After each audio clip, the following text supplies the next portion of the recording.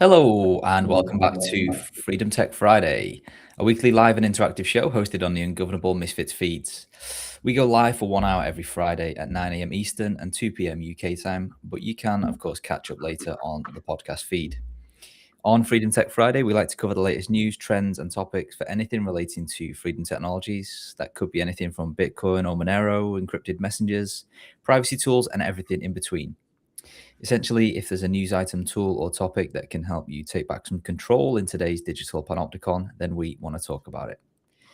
My name's Q&A, and I'm head of customer experience at Foundation, where we build Bitcoin-focused sovereignty tools. And as always, I am joined by my good friend Max, if he ever figures out his technical issues, and Seth, who is COO over at Cake Wallet.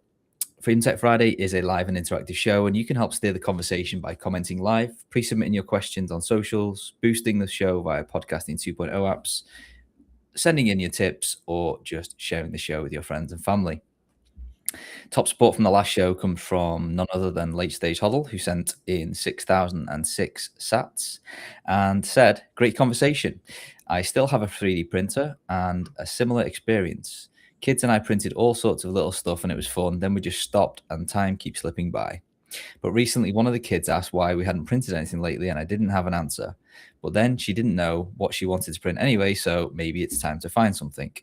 Yeah, I definitely had the same sort of experience and got burnt out pretty quickly. But thank you for your support, Late Stage Huddle. Always nice to see you in the boost list.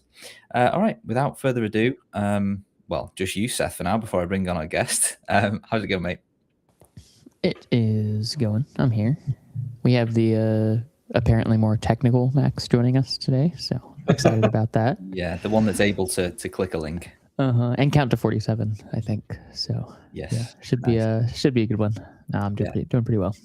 So just to spell it out, Max, Ungovernable Max, is trying to get in, and he's banging his head across the keyboard to figure out why he can't join the restream. So he may or may not join us at some point during the next hour, but I'm sure we'll survive without him, even if he can't. So today we have a special guest joining us, also called Max. Max Tannahill is a longtime Bitcoiner, in the trenches privacy user, and entity behind a project that we're going to be digging into today called Bit47DB. Before we get into the project, we're going to go back quite a number of years now, because Bit47 is one of those proposals or projects or tools that's been quietly carrying the privacy torch for Bitcoin since, and I can't believe I'm saying this, 2015. And most people still don't really understand what it is or why it matters. It's an elegant idea. It's been around for a decade, and yet the infrastructure that made it usable has been on a wild ride, particularly in recent years. I'm sure we all know what happened there. So Max, welcome to the show. Looking forward to diving in. How are you doing, pal? Yeah, good, and thanks both of you for having me. Good to get a chance to chat. I was just saying to Seth earlier, it feels like a long time since we spoke. In fact, it might have actually been when probably Seth was doing his podcast and all that. But yeah, no, really excited to talk about it. I do worry though that if the other Max is known as Ungovernable Max, maybe I'll just be Governable Max for everyone else in the show. The governed Max. Here he is. The timing just arrived. Yeah, I've had to log in from my phone because my laptop's fucked. It seems. Yeah, there must be maybe it's the have you got like a screen protector and a shell for your phone that stops the static electricity from your fingers interfering with electronics, unlike the laptop? I don't know what it is, mate, but I'm here. I'm here. The special needs Max has arrived. Oh, fantastic! Welcome, the Max. How you doing, mate? Are you all right? Yeah, good. Other than the mild panic, I thought I was all ready and got myself sorted with the coffee and all like set up, and then just couldn't fucking connect to this restream thing no matter what I try. So here we are. More flustered, but happy to have Max on again. Good. Yeah, me too. All right. Before we dive like headfirst into bit47db.org, I want to take the audience back and set the scene with bit47 and paynims, because it paves the way for what we're going to talk about later. So I want to set the foundation for anybody who hasn't gone down this rabbit hole. Bit47 was proposed way back in 2015, which in Bitcoin years is basically forever. Max, take us back there a little bit, and I'm curious to hear like what was the state of Bitcoin privacy back then, because clearly there was an impetus for Justice Ranvier, if I'm saying that right. Yeah, that was it. So I mean, my kind of time in Bitcoin, I think I'd literally just bought my first Bitcoin in 2015 for the princely sum of £200, which I then sold 2 weeks later for 205, making a mean profit. Wow. So when people like Ranvier were on the mailing list doing stuff like this, I was so ignorant, I had no idea about any of this. So I don't know a huge amount of kind of, except from obviously looking back in through mailing list entries and kind of comments on social media back then, but I wasn't even around really in 2015 or 2016 to pay much attention. But what I was kind of aware of was, after it had been discussed and had been kind of heavily criticized by some core developers for various reasons, is that it was starting to be implemented already by 2017 in actually a few wallets. I was already interested in 2017 about that. There's actually probably find like an early tweet from me asking Samurai Wallet at the time, like, how do these addresses compare to stealth addresses? And so there was more than just kind of one type of implementation of this kind of thing even back then. Like, I mean, obviously now there's talk about stuff like silent payments, but back then there were even the concept of Bitcoin stealth addresses that were server side. And this was a slightly different implementation, and back then I was still trying to really get my head around it and understand. But at least in 2017, Samurai had released their integration of Bit47 into the Samurai wallet. There was another wallet called Billion app, which you can find, like, I think there's still a Medium blog that they had, and they integrated it for Bitcoin Cash. They had like a multi-coin wallet, Bitcoin, maybe even Litecoin and Bitcoin, so you could use Bit47 with that wallet. And they even had like a thing where you could like message each other, like do encrypted messaging, and share like codes. I think it was through Bluetooth or something like that. And what was kind of cool back then is they were an iOS as well as an Android wallet. So already, even in like 2017, like there was more than a one or two wallets doing it. I think there was someone else as well. Oh, that's it. There was also Stash, I think it was called. I think it was Stash, but it was an old cypherpunk had been involved in that, a guy called Steve Shear. They'd implemented Bit47. They were doing a fundraiser. So again, like there's quite a few wallets actually looking at technology, and I'm sure kind of obviously the listeners know, but it's just effectively a way to pay to someone else without having to like run a server, generate addresses, do something interactive with providing an address each time. And so it was pretty cool. And I think, I remember TDev, Bill, saying it very well back then. It was very kind of understandable to me. It was like, for them, a very important part of just the general privacy stack on its own. It did a little bit, but what it was something that would stop anyone's kind of ability to have that kind of first look at where a transaction was going. And if you look at some of the chats back on social media, then there was another wallet that was going to do coin join and famously never did. Mycelium, I think, wallet that was. And Samurai kind of said at the time, hey, we'll do Bit47, you do the coin joins. And there was that kind of idea that there was so much kind of work to do in the Bitcoin space. there was plenty of room for everyone to do, and everyone was going to take a bit of a chunk there. So yeah, it was going to stop this kind of idea of you posting an address, it being a point of surveillance and observation for any kind of hostile actor, and it was just a first step really, before you then tried to, like, say, obfuscate your transaction anyway or do anything else private. So it was just, back in 2017 it was pretty interesting and already being deployed back then. Yeah, I think just one more quick thing to add too, like another critical piece that this solves is just like simple donations. Even for those who don't necessarily want privacy, that was something that was always such a pain in the butt. If you want any privacy and be able to receive donations, you would have to use some sort of stealth address. So Bit47 was by far the earliest solution to solve that, where you could just put that payment code, or later, as I'm sure we'll talk about, that paynym, and someone could pay you, multiple people could pay you, and no one would be able to connect those transactions on chain without you having to run a server, which that was such a vital improvement over having to run a BTC Pay server or run something online that could generate new addresses every time, or do the normal, which was just reusing the same address over and over again, which was a nightmare. Yeah, and yeah, it's a really interesting point. I remember being quite keen on a wallet that was actually had been built. I don't know if this guy's still in the space now. I think the name was Tim, or I want to say Lee. I can't really remember. But he did a wallet called ArcBit, and it was such a kind of great little wallet, available on iOS and Android. He was an ex-blockchain.info dev, I think it was, and it was a real kind of toolkit of a wallet. Like kind of, if you look at something like Blue Wallet now with all the functions that has, ArcBit definitely was like an early version of Blue Wallet, but like super early, and that had stealth addresses, and so you could kind of send from one to another, and it wasn't Bit47.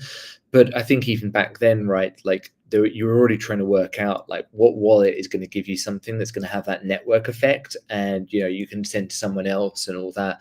And certainly the other one that I forgot to mention was Dark Wallet, and I'm pretty sure that was the kind of the Cody, is it Cody Wilson?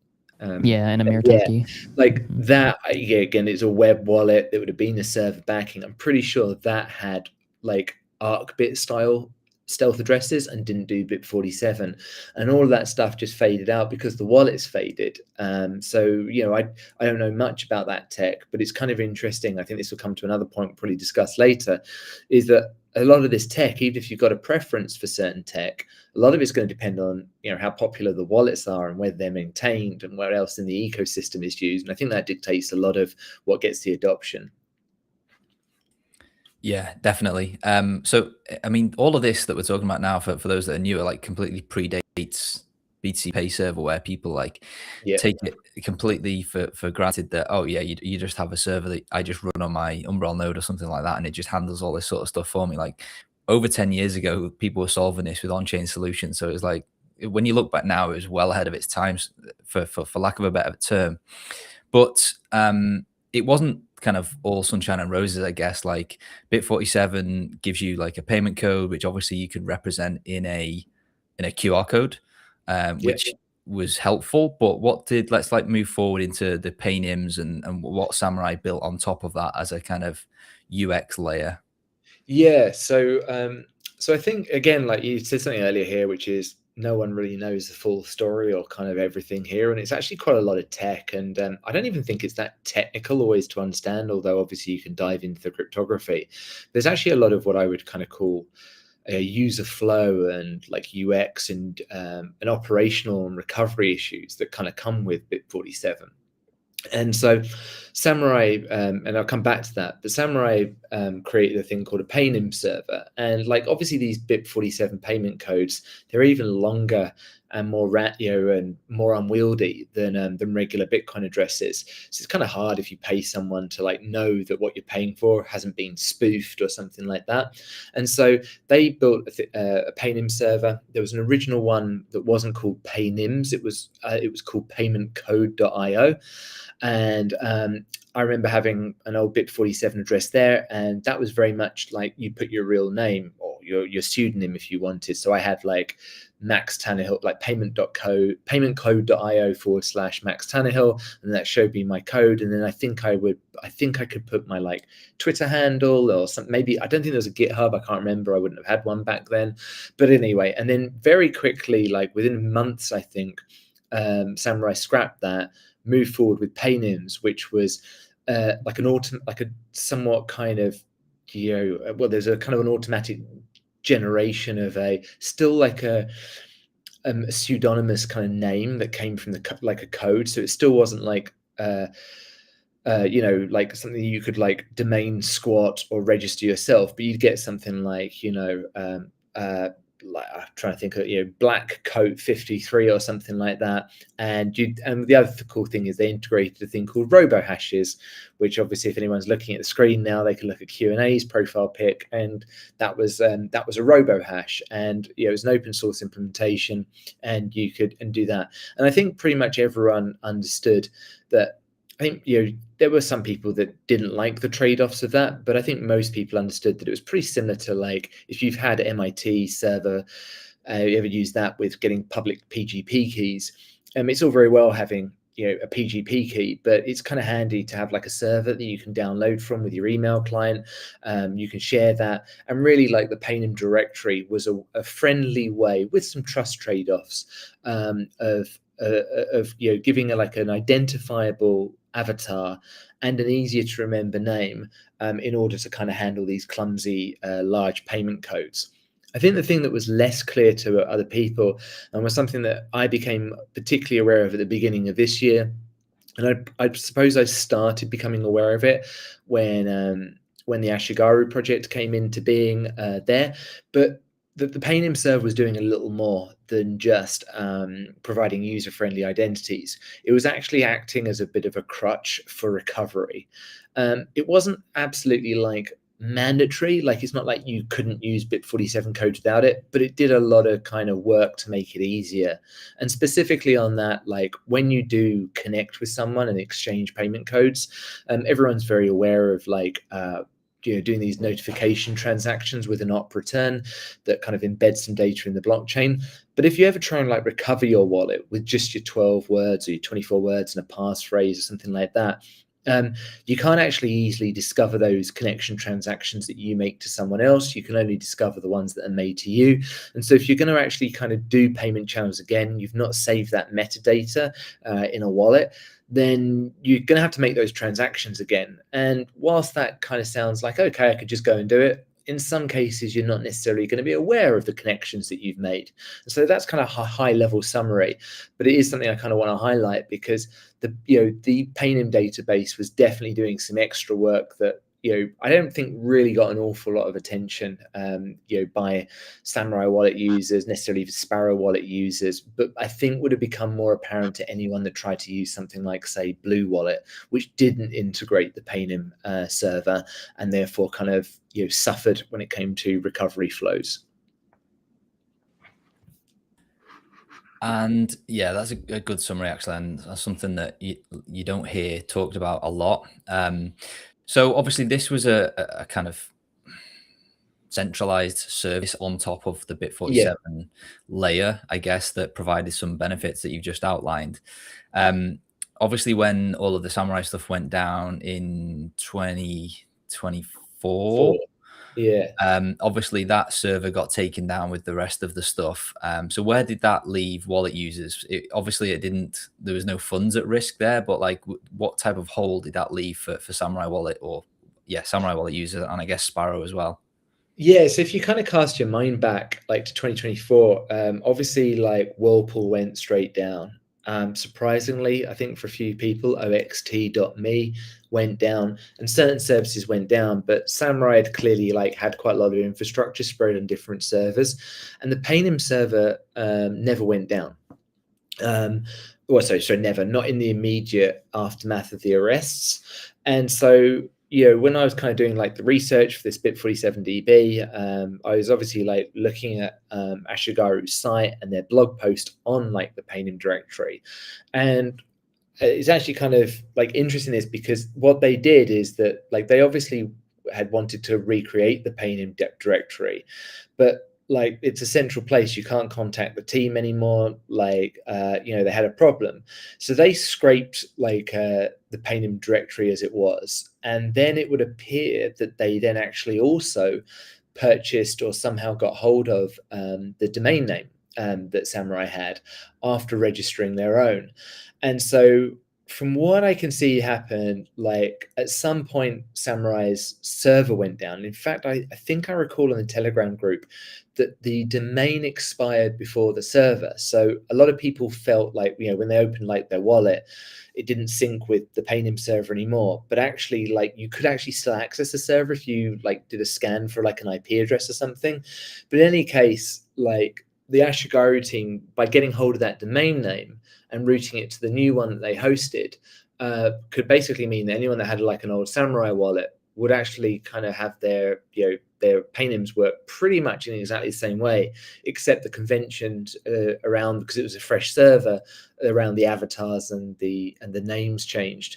But in that time, like I think there was some, like I wouldn't say funds were at risk, but there were some kind of potential dangers there. So like number one, like I mean obviously as I mentioned earlier, there was a recovery issue. So if you're trying to recover your wallet and let's say Samurai's infrastructure had disappeared, you might have struggled to kind of scan and find funds if you did like a full wallet recovery with only your words and not any of the other metadata. And I think like the other thing as well is like if it had been if that domain had been taken by like a malicious entity, they could have put other images through or something like that. Or you hear me? Yeah, my connection just suddenly blanked out there. Yeah, we've got you. But yeah, so I think there was kind of some risk there. And from what I can see, like I think the Ashigaru team have like mitigated some of that risk now. I know that the wallet doesn't go through like ClearNet domains anymore. It only goes through Onion. So that shouldn't be possible to kind of hijack in the same way if something like happened that to the Ashigaru team. But obviously, like at least from my perspective, you've still got this kind of fundamental problem that you have got a centralized server. Yes, you expect to have a centralized server, as the Ashigaru team proved. Anyone can spin one up and do it. But there is that kind of thing of like a real hassle of like, 17,500 payment codes or whatever. If they go missing, it really hits the network effect if they were to all be gone. And then you were going to require wallet users to kind of reconnect to a new Panem server and set that data up. So I think it was a pretty close call there for the ecosystem generally. And if the Ashigaru team hadn't done that, I think we would have seen a much more like loss of adoption of BIP47, and people could have turned away from it. And I was concerned about that at the beginning of this year, and it's something it occurred to me 2 or 3 years ago, but I didn't really have the technical chops then to do anything about it. A quick question about that. You've mentioned that recovery can be a little bit more difficult if you don't have this way to see prior payment notifications. Yes. What do you actually lose? Like if you can't do that? I thought in my understanding, you just wouldn't know where you had sent those funds, but you wouldn't lose the ability to spend your own funds. But maybe I'm misunderstanding it. No, you're absolutely right. So it's a nuance, but it's kind of important. So like it's possibly an edge. You could describe it as an edge case, but because at the end of the day, like whatever protocol you have, even if BIP47 was a perfect protocol, wallet implementations still vary. So yeah, you're right. Like you can see anyone that's made a connection to you and paid to you, but if you've paid to someone else, and you might think, well, that doesn't matter because you're just paying someone else, right? The trouble is though, is that as I kind of highlight in like the kind of the white paper I did, Samurai and still even in Ashigaru, although the team did it when they emailed me, that they said they would try and resolve this, and they're kind of as a matter of priority. When you make a payment on BIP47, in Samurai and Ashigaru particularly, you can do a refund, and it doesn't prompt you to make a connection payment back. So if you paid someone, and again, like the UX suggests it's just for a refund, right? But you could always just kind of go, well, that person's connected with me, I'm going to use the refund payment to make a payment back. And it was kind of a bit more pronounced in Sparrow, where a few months after like BIP47 had been integrated, if you were like, and this is where it gets confusing, if you're following the BIP47 Panem, you could just put in the BIP47 code and make a payment to someone, and it wouldn't force a connection. And then when I was doing this research, I realized that if I like copied and pasted a BIP47 code, like Craig could fix one of these bugs, but another one remained. And, you had like, you could just whack in a BIP47 code and start paying. So you've kind of got a few years, right, of these wallets that have allowed transactions to kind of occur without without that kind of aspect of the flow neatened up. So it's kind of it's niche, it's small, but like I realized when I was doing this is like, wow, I can, we're obviously going to go to the design a bit, but I think I can solve for that potentially, or put a building block in there for other wallets to build off. But also, like, the original reason I started off wasn't to handle these kind of slightly obscure recovery scenarios. It was actually just to kind of build something that somewhat like anyone could build another paynim directory of, just because I think the actual paynim directories are such an important aspect of making BIP47 usable. I actually wasn't aware of that. So it's a funny one. I haven't looked at Stack Wallet at all the way that. I don't even think you can do connections on that. So it's kind of like a bit outstanding for me to look into it. And Blue Wallet, like, when they announced that they were going to do BIP47 integration, like they said, we're not going to do paynims. And I think that was part of the reason that, maybe there's a design decision in the product team there. They didn't want to be too tied with Samurai infrastructure. Maybe it was because they wanted to limit the scope for that particular build. But it's kind of really awkward because when you don't look up like the paynim server, even for the payments like that you get, for example, that someone else like pays you, you've actually not got like you can look up like BIP47 codes, but you've got like nothing to like look up. So even when there is a paynim server, like the recovery is like pretty awkward if you do like a kind of, you don't get all your connections back and you find they're missing. So I know Jordan had been working on like some Blue Wallet stuff and tying it into the paynim server. And when I was testing that, I was just putting in an old wallet that I'd used before and was like shocked at like, hang on, why am I missing connections and things like that? And it was because basically there was no paynim directory lookup. So it's this is the challenge here, is like, even when you've got like a protocol, like not everyone like follows specs, and you've got edge cases, and it's just tough to get like multiple independent open source projects aligning around standards, and you can have all the bips you want, you can have all things, but at the end of the day, like, you are relying on independent teams to do this. Yeah, and you can see why people would, or teams and projects would gravitate towards centralized solutions to this. We've seen Samurai do it, and then we've seen Ashigaru pick up the mantle and do something similar, albeit with some minor tweaks. But we've also seen, the potential impact of said centralization, back in 2024, which brings us nicely towards your project, BIP47DB. So give us the I guess the elevator pitch to start us off. Like, what was the impetus? What does it solve? I think it's probably fairly obvious by now, but let's dive in. Yeah, so it originally started like, actually, I was actually saying this to kind of Gabriel, so I won't kind of labor the point too much, but I think around 2023, I'd suggested in a private group chat, like a testing group with the Samurai guys, just because I didn't really want to distract it on the public thing, but I kind of said like, oh, I've seen this new ordinal stuff coming out, and like, as soon as the ordinals thing came out, I was really, really interested in it, and very quickly disappointed when everyone started creating shitcoin tokens, and just found it really boring. But like, when I heard of ordinals, I was like, wow, like, banned books, we can get those on the blockchain. We can get data that people care about, and of course, it's clear that people care about data that doesn't really align with my interest. So it's pretty disappointing with how things turned out. But I was like fascinated by the kind of the guts behind it, the way Casey had built this thing. He designed something, he hadn't required permission, and he'd kind of built something that other people could, outside of like core consensus, build something themselves. And back then I kind of came up with a really, really unsophisticated idea. And I think I said it was to like to TDev and Samurai. It was like, what about like we just like store a CSV of payment codes? Because I'd realized there was like this recovery issue when I'd done some testing on Samurai. And like, I got an interested response, but some others in the group were like, are you trying to ask these guys to, write ordinals, transactions and take a cost on them, and like the whole thing fizzled out. And obviously I wasn't really expecting it to. It was just an idea, but like it's kind of always been on the back of my mind to do that. And then fast forward a couple of years, and a few things that had kind of jumped out at me.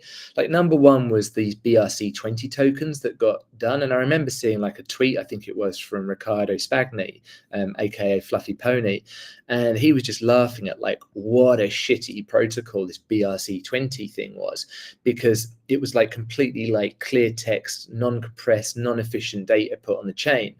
And I remember kind of thinking, oh, I had no idea. That's interesting. Okay, I didn't know, that. I mean, obviously, I knew that you could compress data, but I didn't actually know there were all these efficient methods that people were doing. And so, like, when I kind of was playing around with like the AI tools, I was like, okay, could you, I'm thinking of writing, BIP47 data on chain as a kind of immutable directory of codes. Can you give me some suggestions as to like how I could compress this and how I could like make it readable? And then that's really how the whole genesis of it came in. I compared it initially to the BRC20. One of the lucky things here, I suppose, is I've got like a lot of good friends in the space.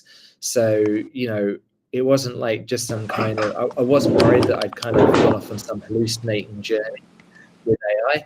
I kind of wrote this white paper up, got some kind of help from Claude and Gemini or whatever, and did some stuff, and then like put it out to some people that I respected, and then I got feedback like, maybe change the signature kind of thing here.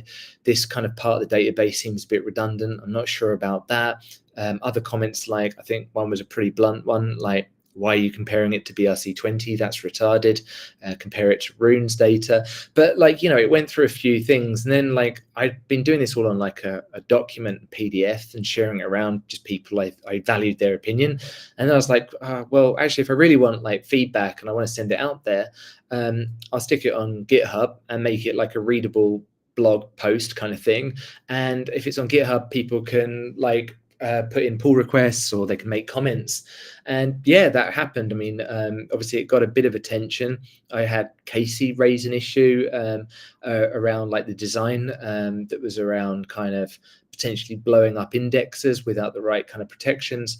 I had a fella called Mighty Mercurian who really went through it and challenged the I had some ambiguity on the signing that I did and all that, and so I just kind of got the spec a lot tighter over a few weeks, basically from feedback. And yeah, and at that point, by the time I got like a spec pretty kind of knuckled down, I was like, I think now I've got a spec, I can probably build like a tool to do this.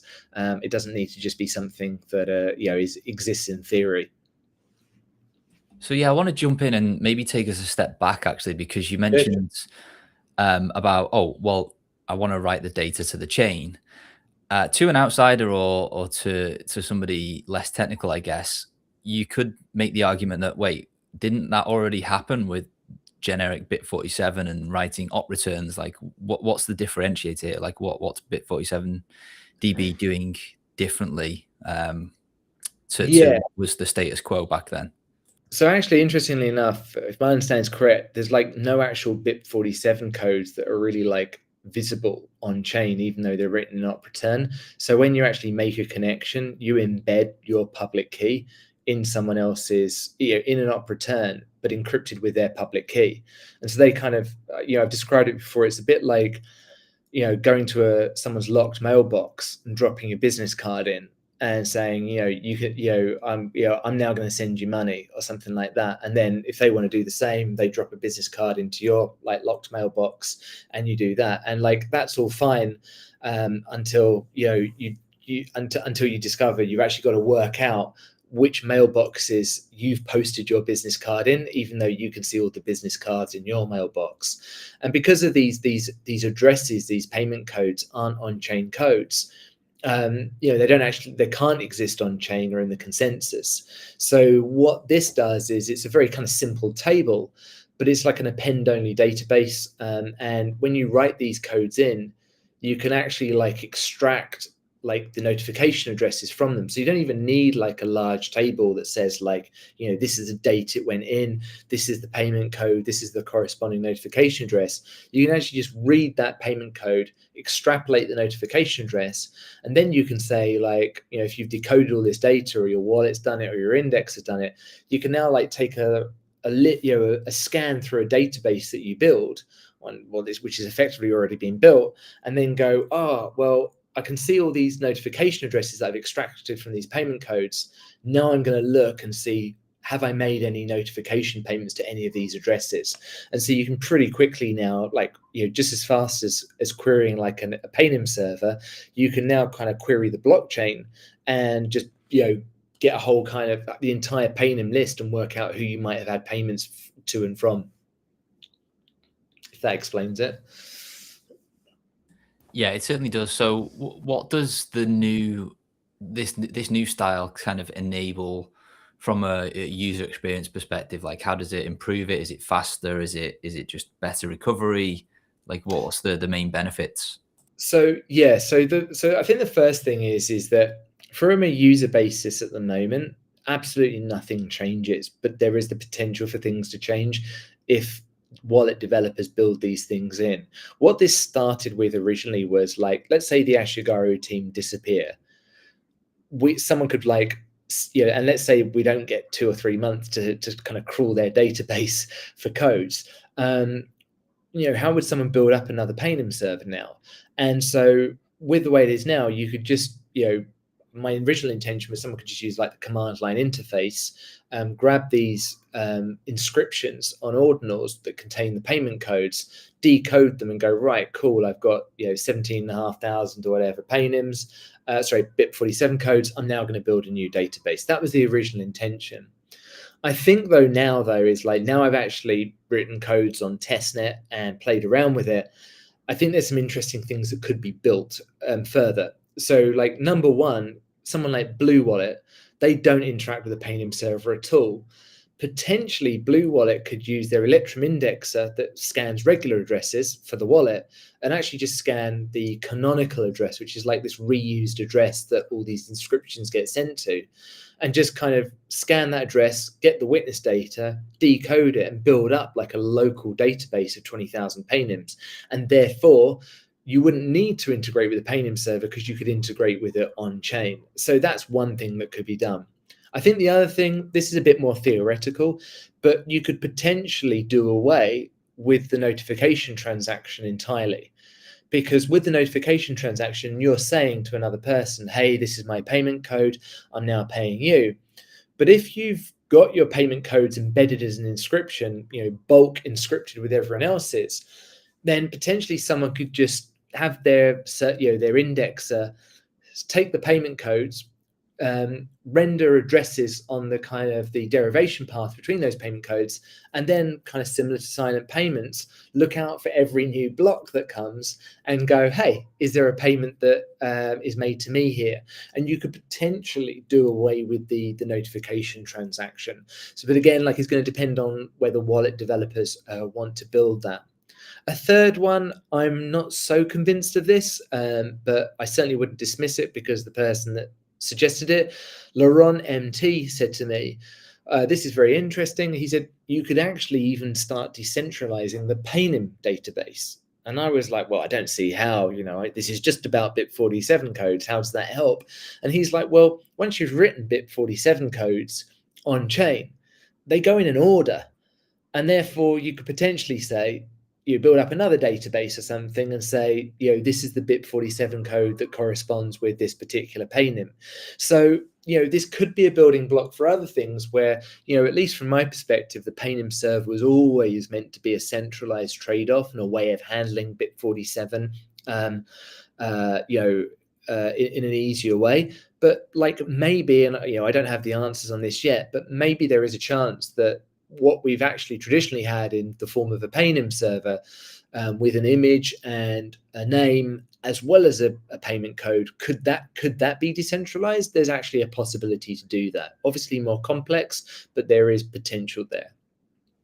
Max, I didn't hear like the last 15 minutes, having a load of technical issues here, but just from what you were saying there, is there any downside to doing it this way other than like maybe fees and costs and stuff? Like, it seems like it would be better to have this decentralized because it's quite an attackable thing otherwise. And like you were saying earlier, if people are using something and then have issues with recovery and other things like that, it's going to stop the adoption. So is there like a downside to doing all of this other than sort of squawkers on Twitter?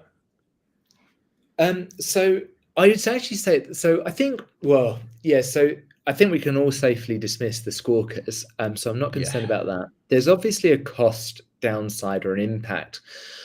That doesn't even really bother me because fundamentally we're writing data on chain. And when you look at like how much data it is and how much it costs and how comparably small it is to say regular transactions, I think it's for me, it's easy to draw the conclusion that the cost of writing this to data to chain is commensurate with the cost of just generally operating on Bitcoin.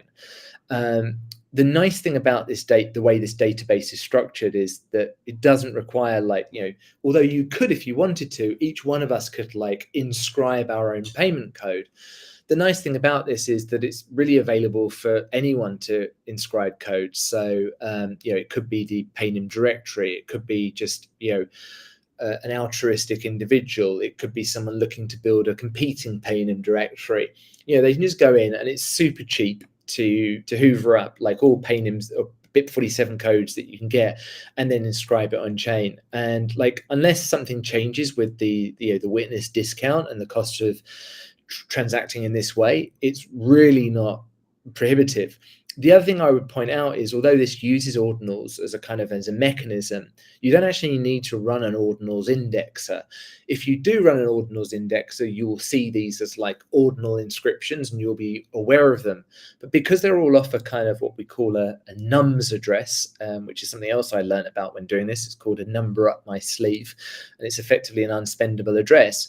You can just query a single address, and obviously we can kind of take a quick look at the tool, but the tool itself is just sitting in a browser and can, it works off the mempool.space API, but you can just grab a handful of transactions and query it, and you can just get like several thousand BIP47 codes that can all be inscribed very cheaply. So yeah, there's really like not really a cost. And if someone puts junk data or inscribes unnecessary data, you with your index can just discard that, or you can choose to only, index data that's been inscribed by NIMs that you know and care about and trust. And of course, it being a Paynim scheme, it already comes with the, with an identity layer in itself there, which makes it very kind of nice to use. So yeah, it's, obviously you need specific encoding and decoding to actually kind of transform that data, zip it up or compress it rather than zip rather, and make it writable on chain in the most efficient way. But it's obviously trivial to do so, because if me as a non-developer has been able to build a web tool to do that, then we know anyone else could do that too. So circling back kind of like to the average person who just wants to use BIP47 and would use this in place of that. If I'm setting up a new wallet, does that mean that I would need to inscribe that payment code using this system to be able to use it? Or like what would that actually look like in terms of like the cost or the change to me as an individual user? Do I need to run a server to be able to index these, or rely on someone else's indexer to be able to find them? Like how exactly does that work? Yeah, so on an individual basis, the idea here is that you wouldn't change the way that you do this. So this isn't really a retail facing kind of application or even a scheme, but it's designed to be done. And this is the reason I release it as a web app. It's still being designed that if you want ultimate decentralization, it has to be possible to be done by any individual.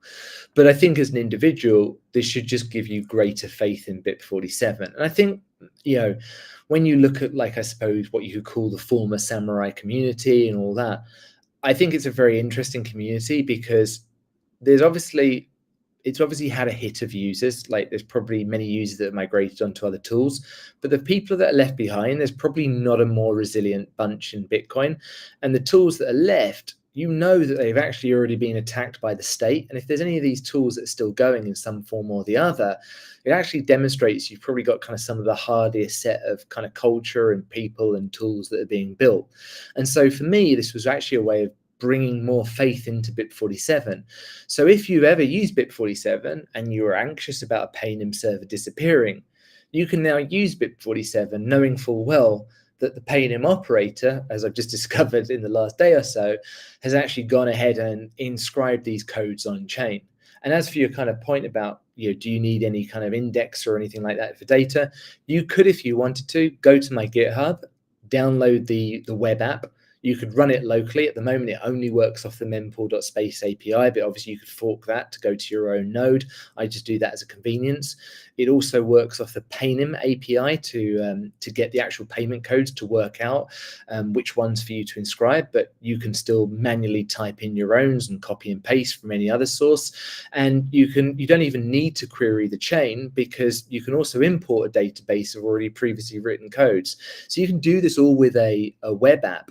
And then really, like, my hope is the wallets eventually kind of either wean themselves off the central Paynim server, or they have BIP47DB as a backup to the Paynim server if it ever goes down.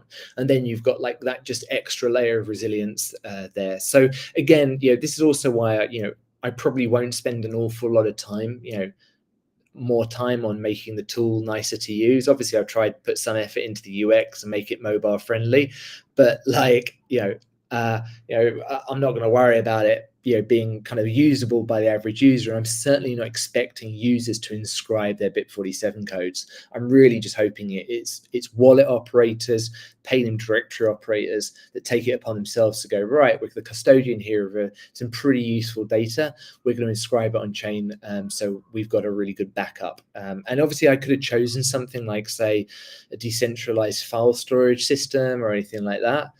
But it's kind of like, well, why would I, when it's cheap to do it on Bitcoin? The infrastructure, like the wallets, already query the Bitcoin database and they can go to it there.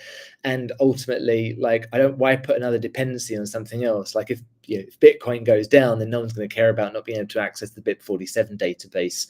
So it was just, for me, is a very natural choice to have it as inscriptions, and it's super accessible to do it that way. I've seen a couple of posts or tweets from, I think it was from yourself, just around the costings here and how little it really does cost to, in theory, inscribe like the whole lot. Could you maybe just take us through that? So when I did the initial calculations, BTC was at 66,000. I made a few changes because I started making changes to the size of blocks. So some of my estimates may have been a little overestimating the cost, actually. But interestingly, I was looking when I was doing some, I was looked into the tool before. Obviously, I had the show to make sure I kind of didn't forget what I'd done, because I built most of this tool in some garden leave between jobs, and now I'm in a new job, out of sight, out of mind. But Ashigaru has actually inscribed now 20,000 codes on mainnet. And just scanning through the transactions now, there's 5,000 batch transactions that they've done. Just picking up one of them, they've actually inscribed it at 0.5 sat a byte, and that's $33 for 5,000. And when it might take me a while. I'm just going to go. Actually, I might as well just share my screen. Actually, because do it. That was going to be my next request. Hopefully, we can see it. So there's no privacy issues. Can you guys see that? There we go. I'm going to hide the chat. Go for it. Yeah. So you can see here that these codes have been inscribed. And then if I go to the inscribe, this might take a second because I did another one. But if I go so they've done 20,000. So I can actually just make sure none are missed. I'll do I'll start from 19,900. I don't know. I'll do another 10. See if I can get another 10,000 codes. See how many there. So this is now doing a fetch from paynim.rs. So just actually interestingly, while we're waiting for that to scan, Samurai server didn't allow you to just it's worked quite quickly. Didn't allow you to fetch Paynim codes like this, and that's why I think Ashigaru said that they had to kind of scrape it. Now, because I didn't really know if Ashigaru were okay with this, I actually, before I built this whole thing, I actually got Claude to build me a web scraper off Ashigaru's database. And then I kind of cheekily emailed them and were like, yeah, so I can kind of scrape all the data off your site, but it'd be kind of nicer if you could just give me some API calls. So they gave me some new API calls to do, which I've given to Jordan for him to sit on the paymentcode.io website that he has. But you can see here, I've grabbed from payment.rs. I can paste the JSON manually. I've also done something here where I think you can just go and, if you can't get the fetch, you can just basically go off an HTTP request. When I do the prepare batch here, it's going to check of all the 11,000 or how many codes I've got here. It's going to look at the ones that are already inscribed because that's in the browse tab. And so you can actually see here, it's found it's like 4,000, 100 are already inscribed, no surprise. And now it's trimmed it down to 3,940. So like now I could take this, put in my BIP47 code, take a TX ID. This raw hex field I actually got some good feedback. It's kind of unnecessary and I don't need to do this. But basically like, build a transaction, generate a signing request, sign it, and then I can just broadcast it. Now, obviously, this is actually on the site, but you could do this just locally on your desktop. And from looking at it here on the canonical address, I think it's this one, is it? Yeah, these are the 4 dust outputs here. Each one of these, 33, 31, 33, 53, all of these done over the last 13th, 15th day. So like last 2 days or so, or 1 day, I can't really tell, but times are a bit funny for me.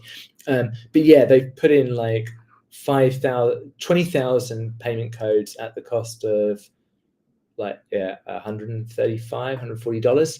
So if they had to do another one, we can consider that's going to be slightly smaller. They're probably going to be able to inscribe all these codes for the cost of 150 USD. And my estimate was 300 USD, which is kind of round up. And obviously I was only considering it 1 sat per byte.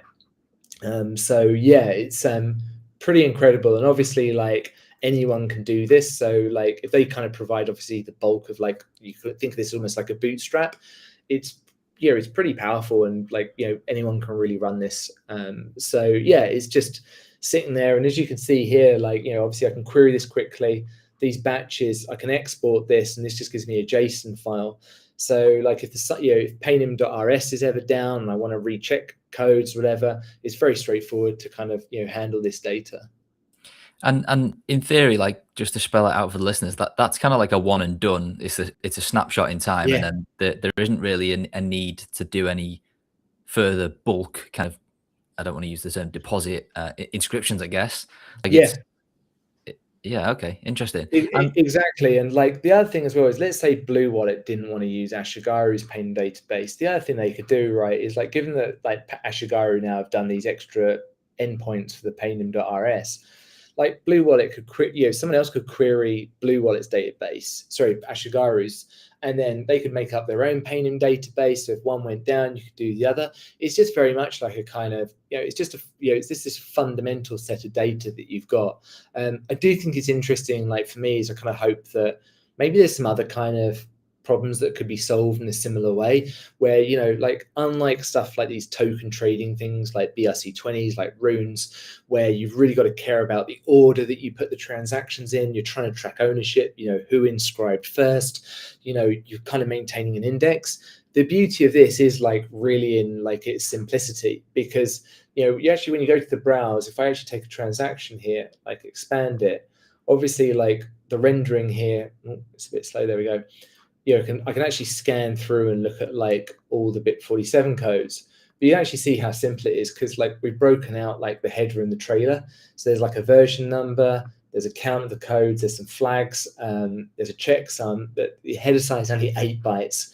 The signature here, you can extrapolate like the publisher public key, I believe. I think that's the way it's done. And obviously message hash. You can like even inspect like the actual kind of hex dumps. This is actually like, once it's decompressed, actually how these codes look like. But the compression, like obviously things like PM8T are repeated a lot. There's a lot of zeros. All of that gets kind of crammed down. And then for like, you've got a verify tab here, and it will actually check, okay, the signature for this, does it exist as a payment code within here? Now I know who this is. And like, you can go take this payment code. My computer's a bit slow, but yeah, you can go to like say payment.rs. You can take the payment code and like paste it in and go, who is this? Cool, it's the Ashigaru guys, so they're doing it. And like, if anyone wants to play, this is something I have got to change. This is the mainnet testnet switch. I'll make that clearer. It's a bit more obvious on mobile than it is on desktop, but here as well, I can do another thing. This is, I didn't do any production batches because I kind of wanted to see if people are going to do it, but you can kind of see here that you can play around with this and just get familiar with it and do it, and it just works off testnet 4. Once this kind of decoding goes in, you'll see that there's a number of transactions, some that have been done by me, but a couple of other NIMs have just gone in and tried this out. So yeah, it's actually, I mean, obviously it's taken a bit of time. Like, I just done this in like a few evenings, while I was on holiday, and piddled around with it and whatever. But it very much, I didn't set out to do all of this, but you start the protocol. And the other thing that's probably worth just paying attention to here is I've got like a docs page here that actually tells you, how to use the actual tool as well. So you've got kind of stuff there, but it is worth, I would say, is actually just going through the actual protocol itself, because there are kind of, I've done a thing here with oops, sorry, let me just go down, with like future work and wallet integration. So I kind of hope particularly the Blue Wallet devs do it. Craig, as you can probably imagine, has already fixed in like the next version of Sparrow the kind of the small bug that I found. I've kind of, my suggested what I think could be an Ashigaru integration. I really think, though, and this is back to probably Seth's question, don't really want ordinary users to have to deal with this shit. Ideally, this BIP47DB sits at like Dojo or the Fulcrum indexer or a fork of Fulcrum, and then wallets can kind of come off this and work off that. But still, fundamentally, like, I obviously wanted this as something that was a very much like anyone can use protocol, just to make it clear it had decentralized the identity scheme as much as possible. Cool. Yeah, sorry, I had to step away there, so I just missed the last couple of minutes. But I think this is awesome. I think it's very cool. I hope we get some wider. I'm never against any form of decentralization, because we've seen the ramifications of that. We are coming up against time. Is there anything else that you haven't mentioned or shown or demoed or anything like that, but to BIP47 or the tool itself before we close out? No, that's it for me. Like, sorry, I didn't give a chance for kind of questions, but obviously anyone can just hit me up, like Twitter or whatever like that, or Telegram or Signal. So yeah, absolutely kind of happy. If there's any other questions, I can try and quickly answer in a minute or so, but I think we're all right. How do filters affect the database? I don't really think they do, because again, you're just grabbing a transaction off an address. So you just query the address, grab those transactions, and as you can see here, I mean, it depends how many more transactions on mainnet, but at the moment you're grabbing 4 for 20,000. If Ashigaru to do another transaction, that's 5 transactions. Obviously, there's probably a few megabytes, or a few kilobytes, whatever, of data, but that's really it. Custom pay names. Just quickly answer on that. Look, these aren't pay names; they're payment codes. I think you could do another database that establishes a scheme of how do I name paynims. Ashigaru, like Samurai, had their own kind of secret source for how they derive those paynims, because they're the paynims themselves as words, they're not as like a large random space as the payment codes themselves. So there's always a kind of chance of a kind of a clash, right? But yeah, I mean, you could make up your own paynim scheme based on the order of the BIP47 codes. Just inscribe that maybe as another database, set your own protocol rules around it, and get the wallets to adopt. Nice. Yeah, I think just going back to the filters, like it would only affect what people see in their mempool, right? Like it's not going to stop anything being inscribed or anything like that. It'll just be the usual crowd that will have linkers on and not see, the inscription transaction for if Ashigaru did it in their mempool, right? Yes, sorry, actually, I thought you meant Bloom filters, because I completely checked out on BIP 110 or those retards. But yeah, no, that's a good question. But even for me, like, I mean, I can tell you now, like, I haven't even updated my Dojo, right? And I know my Fulcrum doesn't accept anything below like a 1 sat per byte transaction. So, for example, like, I wouldn't have even seen these transactions in the mempool. that Ashigaru did, because they're at like half a sat per byte. So, it's kind of same thing. They just wouldn't see it. But now, we can all cheerfully laugh that every kind of NOTs node out there is now sitting there with a copy of 20,000 payment codes on there. Awesome. Well, thanks, Luke and Co. We appreciate your storage space. Awesome. All right. Well, Max, been a great education lesson as always. Thank you for coming on and stopping by and sharing your knowledge. Always appreciate your time. Max, Seth, great to have you with us as always, as it is for the listeners. Thanks for stopping by with your questions. And we'll be back at the exact same time next week. Thanks for stopping by, everyone. Cheers, Seth. Cheers, Q&A. Cheers, Max. Ta-da. Have a good one. Bye. Bye.